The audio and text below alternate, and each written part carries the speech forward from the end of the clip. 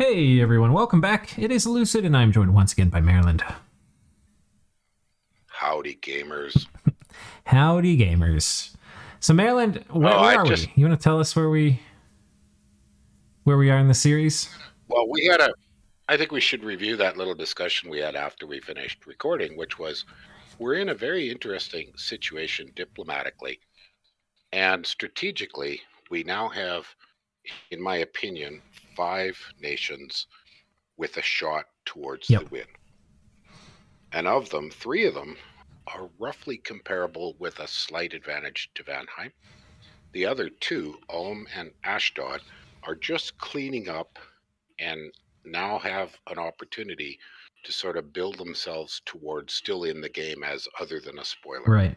How they do that is going to be very interesting. So what I'm looking forward to in the next few episodes is to see what Ashdod and Ulm do to bring themselves back into contention. Yeah, I think that, another thing that I was thinking about where you're saying that was the big powers like Vanheim, he's doing a lot of vulturing. Pan is finishing up his war with Ind. Pelagia is kind of hanging out, but each of those powers, can't have we're getting to the point in the game where you can't have a super long-term pact or alliance or anything, because if any one of these big powers get too much farther ahead, they'll have enough thrones to win. It'll be the steamroll. Right. And to give Pelagia credit, he'd vultured quite a bit off Xibalba. So, we're getting to this part of the game where the diplomacy is probably going to need to be increasingly more flexible. And we're getting to the part of the game where if you do too much, if you're too active, if you're having too much success, you will probably bring upon yourself the wrath of the other players. And the whole game's kind of like that, but when you get to the end, where it's kind of like, if we make any more progress, we're going to win the game because we'll have enough thrones. That's kind of like it gets more intense. Well, and the big toys are out.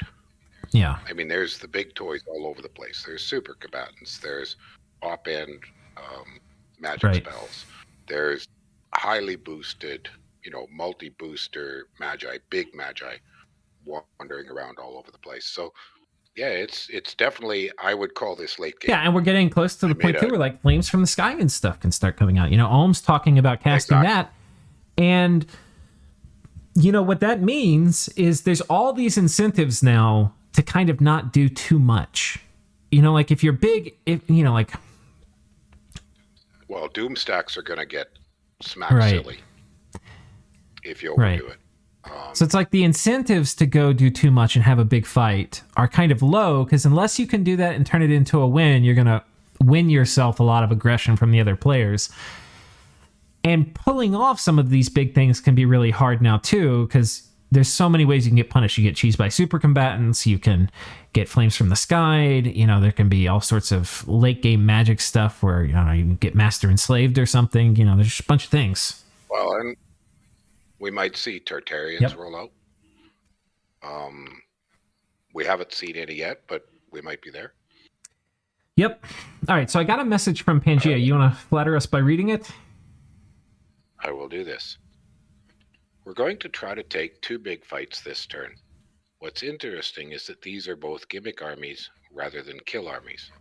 We have a Wailing Winds plus Blood Rain plus Agony with layered defense plus stack. Going with my god.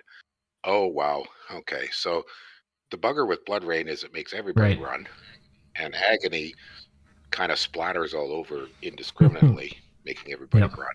So it's going to be 2 armies running away, and it'll be who's there left.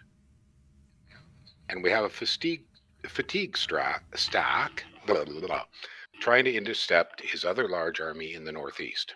Nothing really new here. Well, I think the combo of Wailing Winds, Blood Rain, and Agony is new. Mm-hmm. Nothing really new here other than both armies now featuring Will of Fates and Life After Death.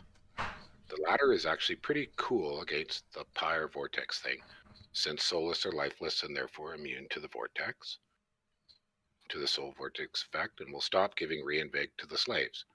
even if they do absolutely suck at killing them thanks to low MR versus Astral Shield. And he's probably going to end up, the life after death is going to be mainly main ads, so they're not much better than Soulless. Yeah, that's true. From what I've seen, he hasn't been bothering with relief and cold resistance. So there's a real chance that In's just going to flop to the same thing that we've already shown successfully a couple of times. He clearly isn't testing things, since he ran his Ice Devil into Weapons of Sharpness plus Strength of Giants Centaur that just blapped him. We saw that. On the other hand, It wasn't even can't just see the how many testing. units- He wasn't testing it. He didn't even do like body ethereal, which would have been maybe enough Right. to solo change the outcome there. I mean, probably not, but maybe. You can't see how many units he has in the Nether. That must be a province. So there's a real chance of losing that fight just going up against too many Sacreds and Astral Magi. Okay. Well, that sounds like we might have So an, the an Nether- exciting turn then. Yeah, the Nether. Let's see. We're going to try to click real quickly here. Okay, that's not interesting. I'll try this one. No. Yeah, just Just a a thug. thug. This one. Pangaea attacking Vanheim. Oh, this we probably want to watch thug though. against That the sounds thug. funny. Oh. Oh. Oh. Oh. Okay. And what about the van? Thundersh. Whoa, this is not a van. Hurst, this is a Vanadrot. This is a cap only slow Vanadrot. recruit mage. Ooh, and a Moonblade, which is going to help him. Oh, just 28 damage right to the face. Wow. Ooh. Okay. That was I guess, that was Pan Vanheim- saying, yeah, we have a nap and all, but don't get too frisky vulturing. Yeah, no more bubble trap. That's enough. You stay there. We're done. We're done with that. Okay, Pan taking That's just this PD. PD out. I guess that must mean the army is inside the fort. Yeah. This army must be bottled up here. Because I think we've looked everywhere guess so. else. Yeah. Okay. So no battle there. Here, let's see if we get one. He had a huge... Sea trolls. Oh.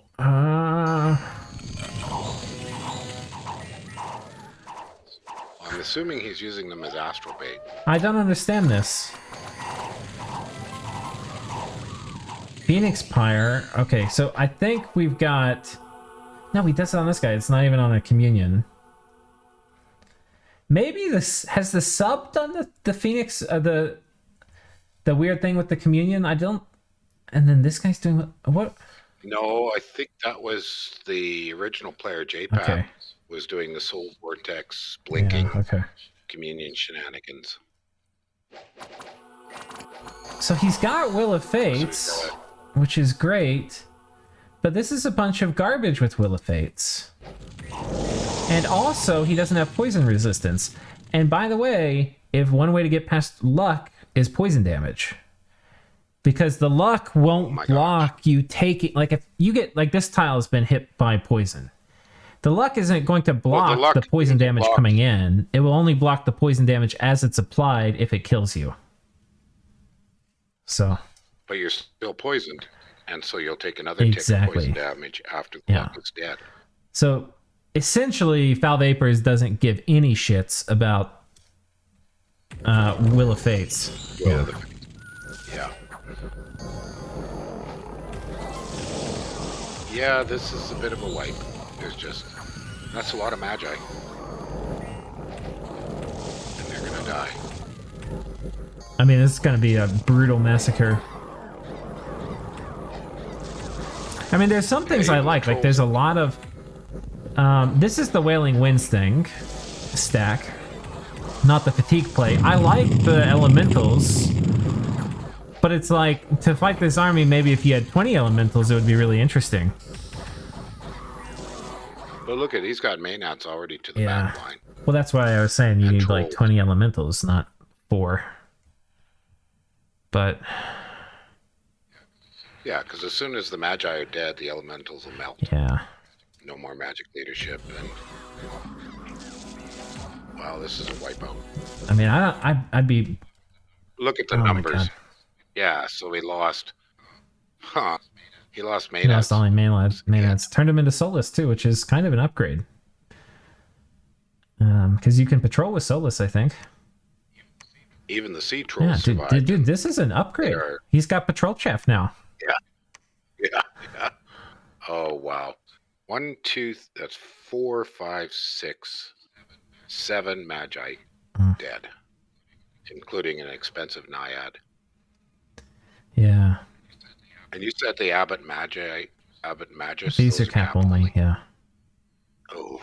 And he really needs these. Like, the way to fight these Pangaean armies is he needs enough of these to drop, like, 20 elementals in an important fight, which is expensive and maybe not sustainable, but for a big fight, it's worth it. And then, they can do fire or earth elementals. And then he needs enough of the bitch mothers to get the important, darkness off and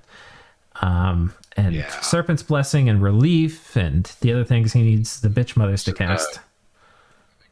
I think when we look at the army graphs, we're going to see this is rough. I'll take a peek at it. Yeah.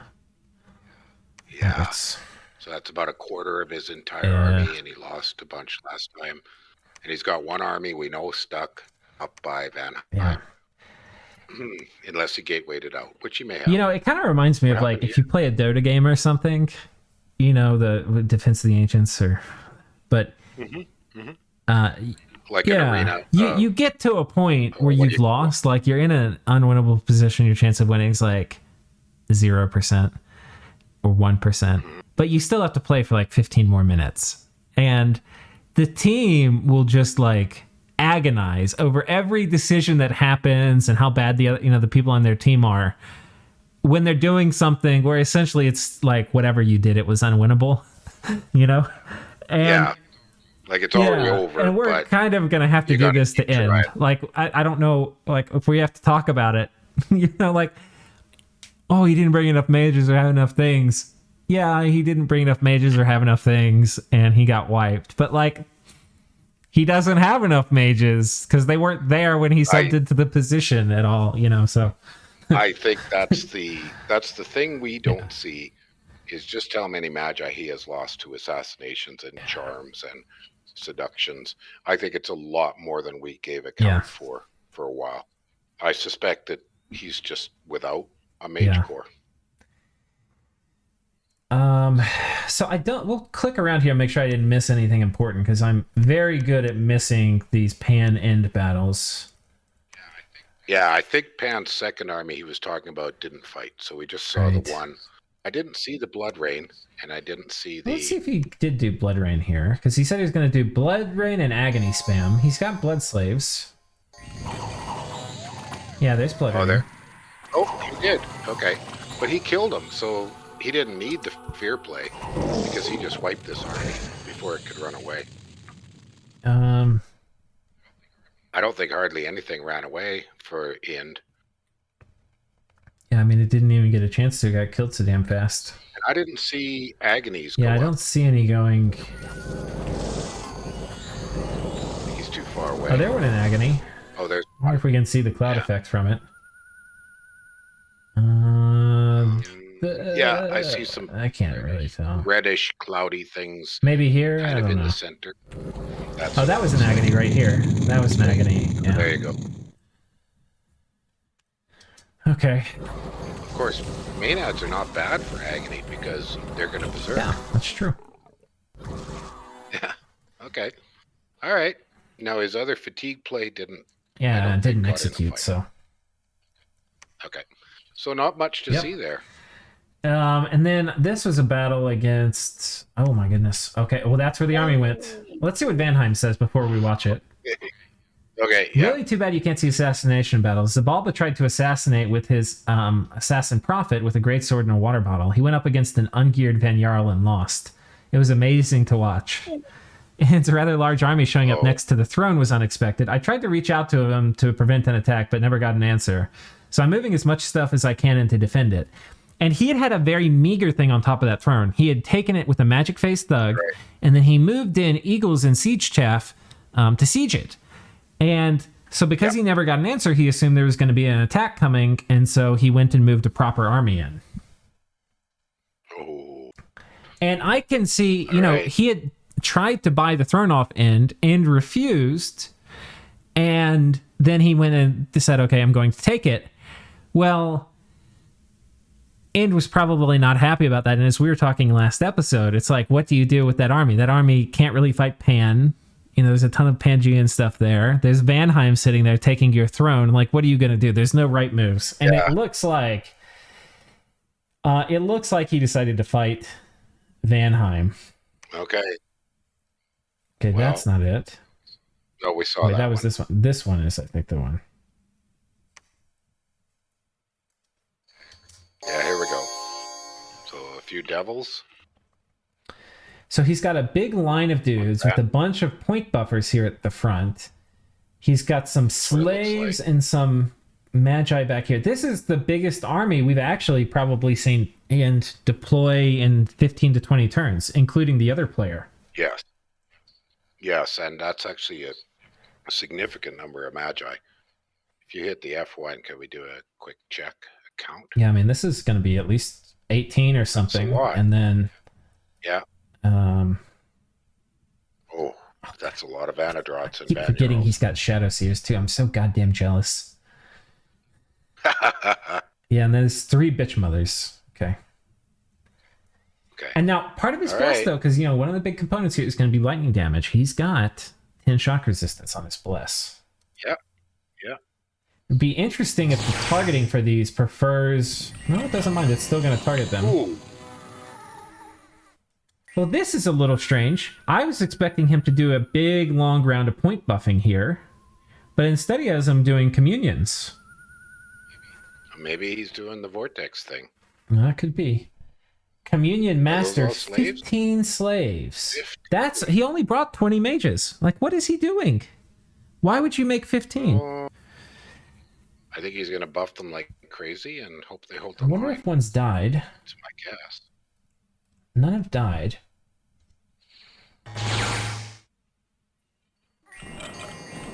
Okay, they're shaking Thunderstrike's coming in, though. We got a storm up, and is that a Wailing Winds? Yeah. Yes. Now, these guys should have pretty good morale, so they're probably not going to rout very easily. Well, they're getting buffed. Does he have weapons of sharpness on them? No. Astral Shield just went up. This is way too many slaves. Unless he does a weird Phoenix Pyre thing with Soul Vortex. He didn't do the Vortex. He's not blinking. Okay, he's got Darkness, I guess. Yeah, he cast it. But these guys have a True Sight. Or Dark Vision 50.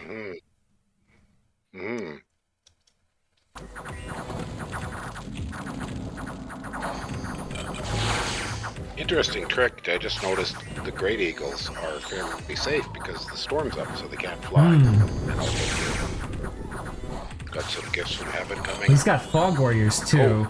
And these Earth Melds, man. Look at these Earth Melds. I mean, these guys are getting ruined by Earth Melds. Who's casting that? Who's doing that? Got leeches coming out, destruction, conflagration. Yes. Oh, it looks like maybe that enchantress or witch. Oh, that guy. That's 5. Oh, Smith. Okay. Yeah. So that might be Maws of the Earth. Oh, it could be that too. I didn't even really check. Oh, well, didn't I see? I saw Earthmeld though in the text. Oh, there's a flame spirit. Yeah. Gifts of Heaven, I think that's End's Gifts of Heaven. Which, these guys are lucky, so they're not going to be very susceptible to gifts. But it does crack the Fog Warriors pretty easy. Okay, End has gotten off Gift of Heaven on his own dude. I mean, Gift of Fates, Will of Fates on his own dudes. So, it does make sense to spam Gifts of Heaven with all that. Let's see how these slaves are doing. This is a meld. Way up there in fatigue. So I think this is some of the issue, is this guy must be a communion master. Yeah, he's going to be ruining. He's got a lot of off-path this is kind of a thing with End, and it's like, how do you want to do your Well- communions? Because if you use these astral ones as your slaves, which you kind of want to, there's everything is going to be off-path casting for them, just about. You know, and they Yeah. kind of Yeah, it causes horrific fatigue. You could get in a reinvigoration at the end of your script, but then after that, Right. you're going to off path. And Gifts from Heaven is brutal on slave Yeah. fatigue. So is Raised Dead. So he's I mean, you could use this to say maybe he did need this many slaves. I don't necessarily think that's the case. I'm not exactly sure what I would do here, but I just don't like this. Do they have regen? Do the slaves have regen? Yeah, the thing is, They that's do, not but usually going to matter very much. Basically because you know, they're only going to be able to support 2 masters with this region. So the second they go into turbo communion mode, they're going to die in like 1 to 2 turns after that. Well, I'm kind of thinking that 4 slaves would have done the job and probably would have killed them. Yeah. They would have given him boost. And then the other, that would leave 11 that you could put Light of the Northern Stars on. Turn them all into mine burners. Yeah, or, have them do like a round 2 Power of the Spheres and let them be Astral 3. Do Right. Soul Slays. Or Enslave... Well, I guess you can't do Enslave Mind, but... Thing blew up. Has he got fire on the slaves? He does. Yeah. The slaves are starting to blow up. So... there's a few things I think are worth pointing out. One is that... Oh my god, the sound. Oh, really? Oh. Wait, these guys must have gotten fired after all. They did get fired. That's Yeah. what I was saying. I couldn't hear you over the There's sound of slaves them blowing blowing up. Oh, okay. Yeah, there were slaves blowing up. And once they started blowing each other up. And I think they were fatigued out too, though, so it wasn't like they got multiple things. ooh, look at that thunder strike on that Magus. He's not So gonna there's a get few away. things I think worth saying. One is that if it was that little original army with just the Eagles, this probably would have killed it, right? But the fact that Vanheim did a massive reinforcement, it didn't work. So how bad was the wipe? Brutal. Absolutely brutal. 17 sages Yeah. dead. 2 abbot magus dead. 1 bitch mother. Oh, That is brutal. Well, we wondered where the heck all his magi yeah. were. I guess now we know. Ooh, the unwinding. I'll try not to poke too much at this festering wound, but Yeah. yeah. Okay. If you're gonna lose, all your stuff has to die somehow, and this is how this stuff went. So the northern front of Ind is It's done. It's just Yeah. cleanup. As far as we know, there should be no armies left in those forts, or nothing of much Yep. significance. So Ind is down to 2. It's looking like significant armies. Can he do some damage?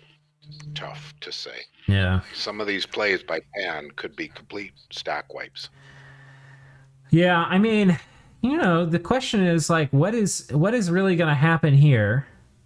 This is he doesn't have the mages. Like, okay, this is a lot of troops, but if Pan moves a good mage-supported army on top of it, it doesn't matter that there's 300 troops here. That's Yeah. what I mean by a stack wipe. I don't think the troops are going to matter because I don't think he has enough Yeah. magi left. Okay. Plus, there could be 20 dryads under each of those forts right Yeah. now. Okay, here if there's a little victory we can sing for End, let's make sure we find it. Okay, this is a 20 gem thug, There you go. or 25 gem thug. He And he gets gets it. it. With just some lions. And claim life spam. Oh, claim life, yeah. Gets him with that chest wound. And mute. Oh, another one. Boom. Good job. Good job. All right. Little tiny victory we can sing about. And yeah, this Uruk's now under siege. I mean, he had Uruk for 3 or 4 turns probably. You know, Yeah, it was like yeah. very much a victory on paper taking it. Wow. Holy cow. All right. Well, let's move on to happier lands. We read the message from Vanheim. Let's see what else is happening. So we've read the messages. Uh, Vanheim is... I see Ashdod. I don't see anything else from Vanheim, just vulturing that little bit of in. yep. And I see a tiny little fight there, sort of the Pelagia and Vanheim border, but I suspect it's just a scout that caught. Yep. Caught a scout. Ashdod is grabbing those bits. Both Xibalban forts are under siege now. So he just patrolled out some guys here. Okay, a couple of scouts. Yeah, he's got this back under siege. He moves some slingers and a Banelord on top. This one's still under siege, and he's cracked it. And this one he probably wants to get his hands on. This is a great province. Yeah, I mean, 10,000 things. Wow. Yeah, that's a nice province. And a throne. The Iron Throne, that's Yeah. the Iron... Did we get a message from him? We didn't. But yeah, I think he's about to go into this next phase where he probably kind of wants to chill a little bit. I think so. That would be my decision is, you know, move the armies back to where they belong. He told us he has a lot of diseased and his leper squads. So he might want to be trying to separate those out, trash the really junky ones. He was thinking about summoning that healer too, so maybe he can fix some of those. Slowly. At least do any magi that he's got diseased, get them cleaned up first, and use those commands that let you separate out disease. Right, guys. and maybe, you know, at his leisure, he can come over here and take the new Debrithia. It was kind of funny. There's in the Discord channel, Nicknight, who's playing Uruk, he was like, I am renaming my nation to Debrithia. I saw that. Since it's our new capital. That's pretty good. Yeah. But so he can maybe get an honorable 1v1 against Debrithia and see how that goes after this thing with Xibalba's done. Well, and he's got a couple of independents to clean up. Maybe he's throne to take. Yeah, he's got little activities he can do. He's got things he's going to be doing just to settle things. He might have some forts to upgrade.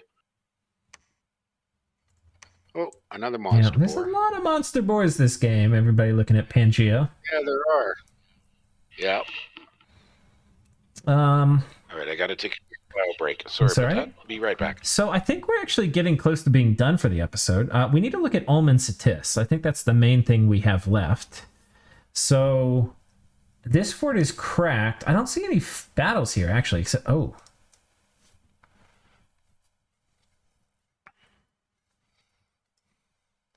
probably a Ring of Returning Queen. Yep. The god is doing... Oh, what's this? So he magic phased this queen in. I don't know if I can't remember if this god was already here the previous turn, or if it... I think the god magic phased here too. Which province are we in? I'll show you. Just south of Ctis' capital, right here. No, he magic phased the god over there. Yeah. The god was in that fort last turn. So he does... And this is where he successfully used a Marshmaster squad behind the barbarian. All right. Ooh. Well, it's not dead. It was a Ring of Returning. Oh, okay. So a barbarian went through it. All right. So kills 2 Marshmasters and Poisoner. Yeah, I mean, that was worth it. Oh, wow. Very much worth it. I'm kind of surprised that Ctis would put the Neater there. I guess he expected some kind of attack, and he thought he could kill off some troops. But see, now the Neater can't magic that's phase exactly out. what I was just thinking. I wonder if it's got flying boots. So, It's got Boots of the Messenger with 31 map move. But it's not stealthy. But it's not... So it can get can't go here. It may be able to get here. 31 may be enough. I mean, we can kind of see. But that's... Because of that Earth Elemental, it's an offensive move. Oh, let me move. Yeah. Yeah, what do you... But you control him control there. him. My guys are immobile, so... Oh, so it won't show. But I get the feeling I don't know. 2 enemy provinces, 31 movement. I don't think you can, but you might. Not over. Does And it one's have a forest. 4 survival? Yeah, let's see. Does the Neater have 4 No, survival? desert survival. No. Oh, but messenger boots give you some survivals, Nope. don't they? No, that changed. No, that's I'm memorying from old things. I think the Neater's just going to have to go try to break his cap free. And it might not have any gems either. I don't think there's a lab here. So it might have to go into the cap without any gems. Which is not ideal. No. And it potentially could get magic phased again.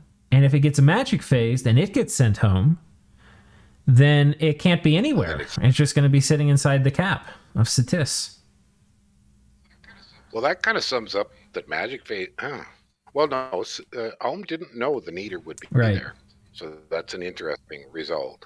Yeah, that did not turn out as well for Ctis as I think maybe he'd hoped. Yeah, I mean, he's got now, I mean, not only did Ctis lose this, but now the Nether's stuck, which I think means he sacrifices these 2 forts. I think he can no longer stop the loss of those forts. Yep. Yeah, I think you're right. So on one hand, not much happening here on the Ulm Ctis front. On the other hand, a lot happening. It looks like he's about to lose 2 forts. And there's going to be just 2 forts left for Ctis.